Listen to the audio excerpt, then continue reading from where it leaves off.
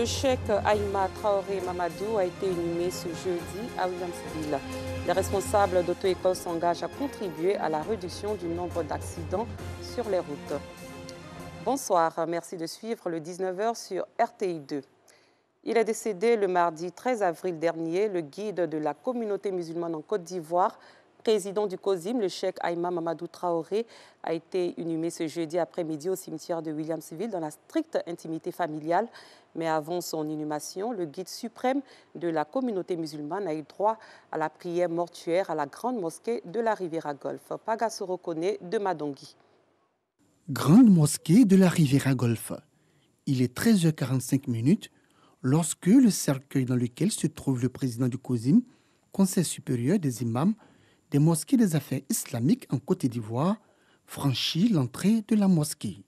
Rappelé à Dieu le mardi 13 avril dernier, des suites d'une insuffisance cardiaque, Cheikh Aïma Traoré Mamadou a eu droit à sa dernière prière, la prière mortuaire, officiée par l'imam Ali Ouattara.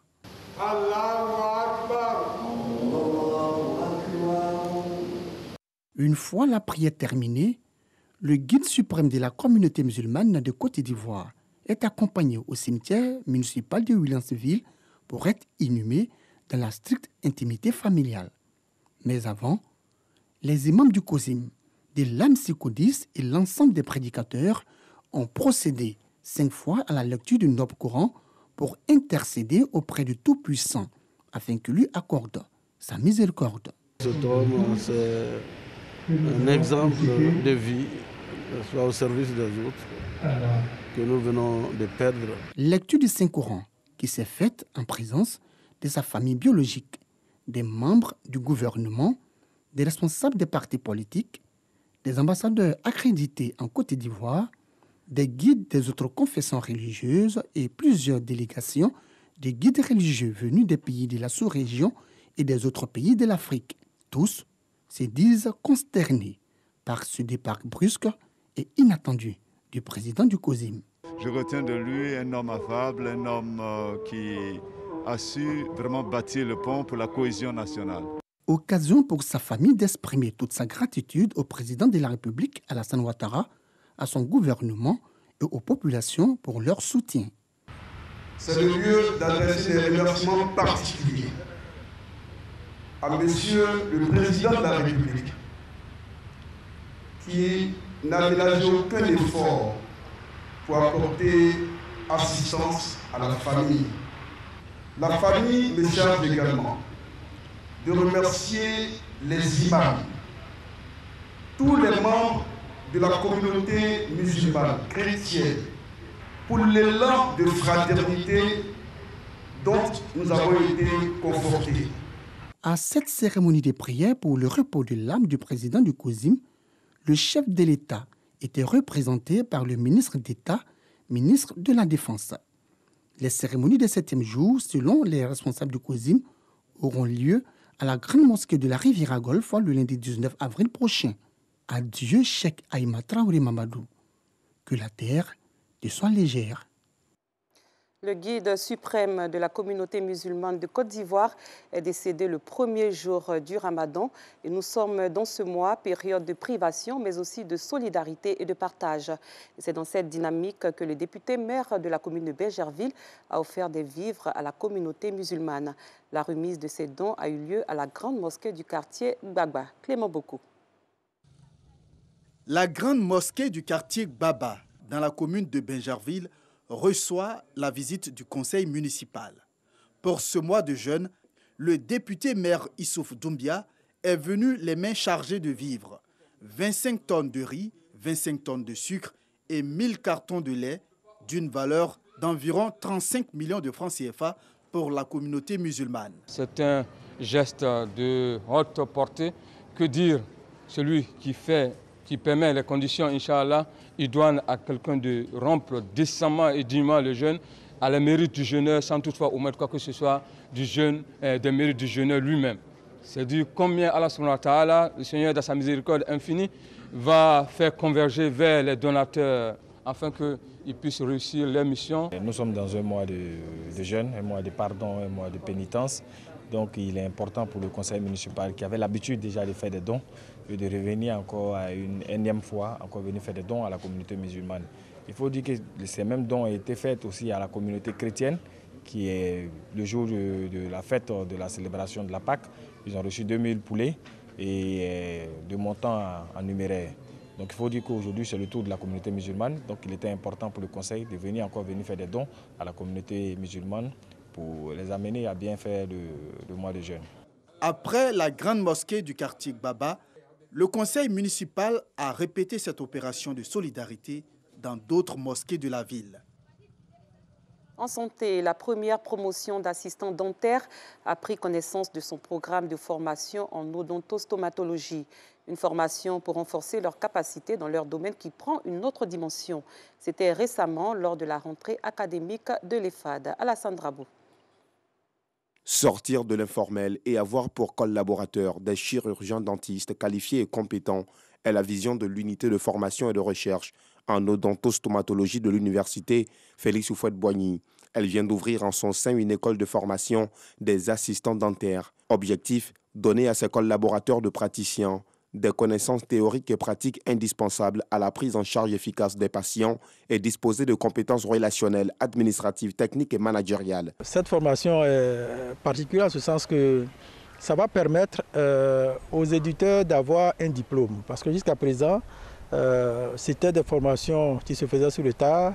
Donc il était question quand même qu'on puisse mettre en place une organisation pour que ceux ou celles qui sortent de cette formation aient les outils nécessaires d'exécuter leur formation. C'est une entrée de la plus grande importance en ce sens qu'elle vient couronner plusieurs années de recherche, de mise en place de l'école de formation en assistant dentaire, une école qui vient de voir le jour et dont la première promotion est célébrée aujourd'hui.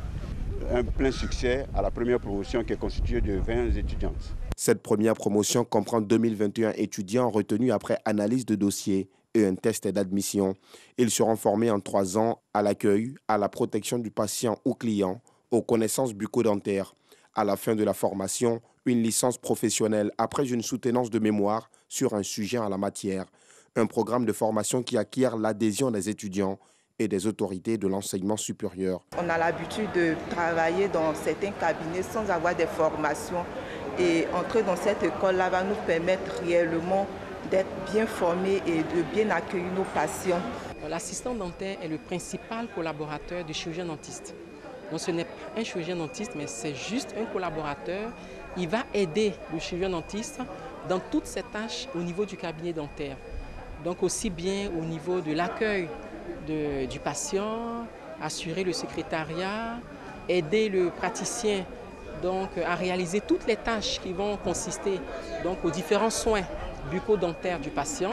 L'EFAD vient répondre ainsi aux besoins de former des professionnels qualifiés et compétents en assistance dentaire afin de contribuer aux côtés des chirurgiens dentistes à la prise en charge efficiente des patients clients et accroître la performance du cabinet dentaire. Nous restons dans le domaine de la santé. Le ministre de la Santé, de l'Hygiène publique et de la couverture maladie universelle, Pierre Demba, a choisi Yamoussoukro pour le lancement officiel de la campagne de vaccination contre la Covid-19 à l'intérieur du pays. Après Abidjan, plusieurs grandes villes du pays ont désormais des sites de vaccination. Et c'est ce que nous dit Kader Sogodogo. Esplanade du centre hospitalier régional CHR de Yamoussoukro. Première sortie à l'intérieur du pays pour Pierre Demba dans ses nouveaux habits de ministre de la Santé, de l'Hygiène publique et de la couverture maladie universelle. Une sortie pour le lancement officiel de la campagne de vaccination contre la Covid-19 à l'intérieur du pays. Après Abidjan, le 1er mars dernier, les populations de plusieurs grandes villes du pays ont désormais l'opportunité de se faire vacciner gratuitement. La Côte d'Ivoire se félicite de poursuivre et de renforcer cet engagement mondial de riposte contre la Covid nécessaire pour l'élimination de ce fléau.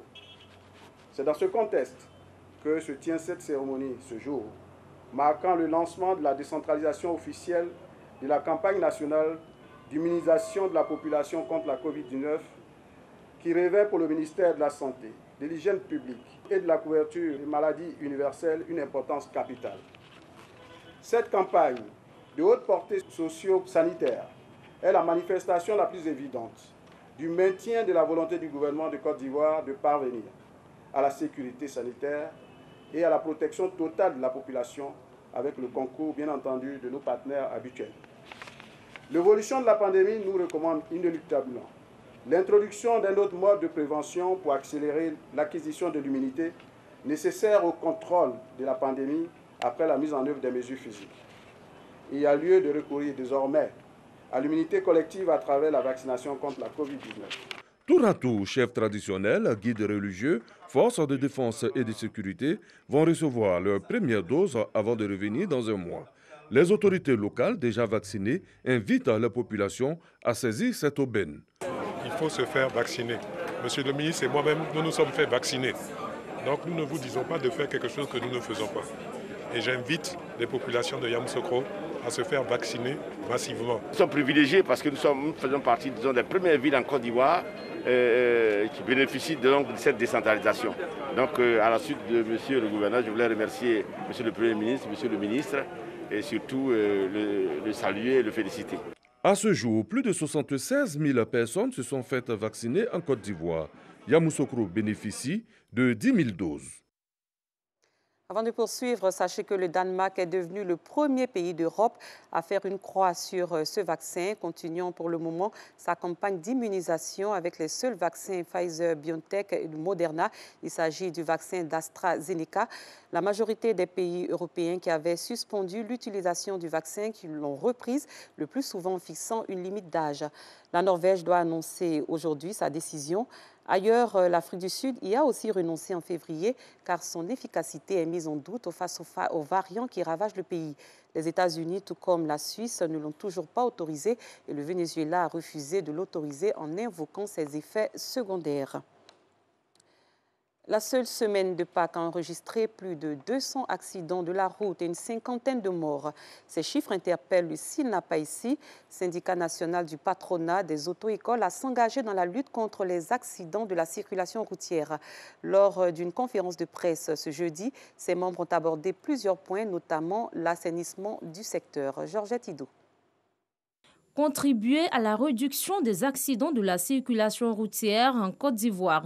C'est l'objectif du SINAPACI, syndicat national du patronat des auto-écoles de Côte d'Ivoire. Au cours d'une conférence de presse animée ce jeudi au Centre de formation de la conduite internationale dans la commune de Cocody, ils ont décidé de soutenir le ministère des Transports dans la lutte contre l'incivisme au volant. Le ministère des Transports aujourd'hui, notre ministre aujourd'hui, il se bat au moins pour la sécurité des gens sur la route, sur nos routes. Mais il faut accompagner le ministre. Notre quotidien, c'est la formation. On a le verbe, on a le langage pour pouvoir faire les sensibilisations. Nous sommes prêts pour accompagner l'État de Côte d'Ivoire dans cette sensibilisation, dans toutes les villes. Selon le SINAPACI, plus de 50 personnes sont mortes dans des accidents de la circulation pendant la seule semaine de Pâques. Un bilan jugé lourd par son secrétaire général Lamine Cissé. Il entend donc mener des actions sur le terrain afin d'assainir le secteur des auto-écoles. Nous allons assainir notre secteur d'activité. Nous allons commencer le ministre. On va discuter. Aujourd'hui, nous sommes heureux.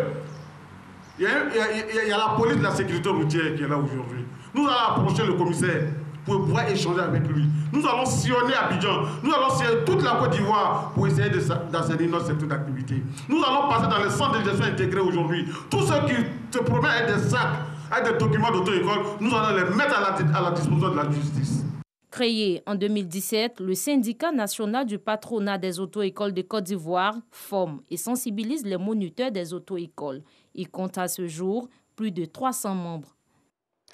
À l'étranger, les premiers tours de la présidentielle et des législatives au Mali auront lieu le 27 février 2022 et d'éventuels second tours respectivement les 13 et 20 mars. C'est ce qu'a indiqué le gouvernement ce jeudi, réitérant la promesse des auteurs du coup d'État militaire d'août 2020 de rendre le pouvoir aux civils après une période de transition de 18 mois. Fin de cette édition. Merci de l'avoir suivi. Très bonne soirée. Je vous retrouve demain.